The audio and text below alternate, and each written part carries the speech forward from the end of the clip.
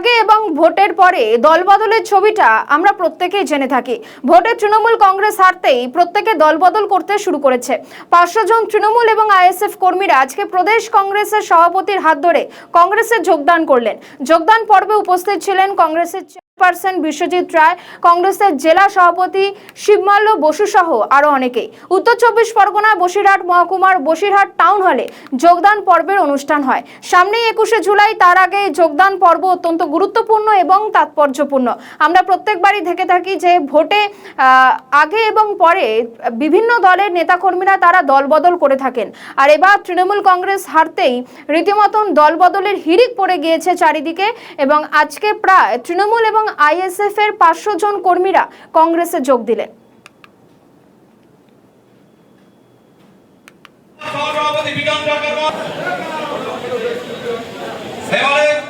আমাদের রাজ্যে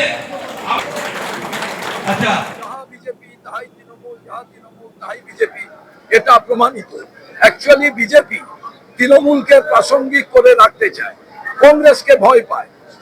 কারণ তৃণমূল এতদিন বিজেপিকে অক্সিজেন দিয়েছে, এখন বিজেপি তৃণমূলকে অক্সিজেন দিচ্ছে। যেভাবে হোক তৃণমূলকে বাঁচিয়ে রাখতে হবে, প্রাসঙ্গিক করে রাখতে হবে।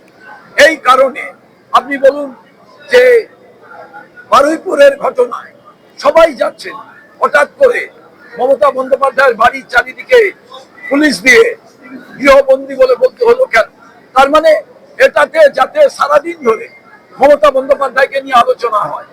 অর্থাৎ বিজেপি এখন চালিকা শক্তি, তারাই তাদের বিধানসভায় বিরোধী দলকে শ্যাডো বিরোধী দল করে ফেলেছেন, যেটা বিজেপির অঙ্গুলি হেলনে তদারকিতে চলছে।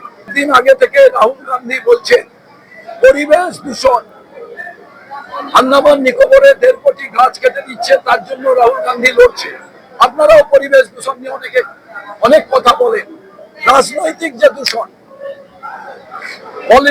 পলিটিক্যাল পলিউশন, আজকে আমাদের পশ্চিমবঙ্গ প্রদেশ কংগ্রেসের সভাপতি মাননীয় শুভঙ্কর সরকার মহাশয় এবং জেলা সভাপতি শিবমাল্য বসু মহাশয়ের উপস্থিতিতে আমাদের বসিরহাট সাব ডিভিশনে আমাদের যারা কংগ্রেসের নেতা যারা আছেন, আমাদের সকলের সহযোগিতায় প্রায় 500 তৃণমূল এবং অন্যান্য দল থেকে আজকে যোগ দিলেন।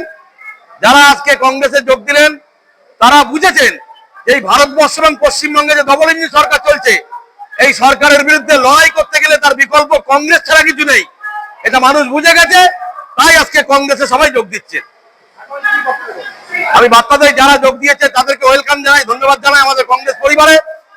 আগামী 21 তারিখে যে শহীদ দিবস, যুব কংগ্রেসের 13 জন শহীদ হয়েছিল, সেই শহীদ দিবসকে সফল করার জন্য আমাদের সকল কংগ্রেস কর্মীরা এগিয়ে আসবে, সকল দেশপ্রিয় মানুষ এগিয়ে আসবে। আমি এই আশা করি, এই বার্তা দিয়ে যাই।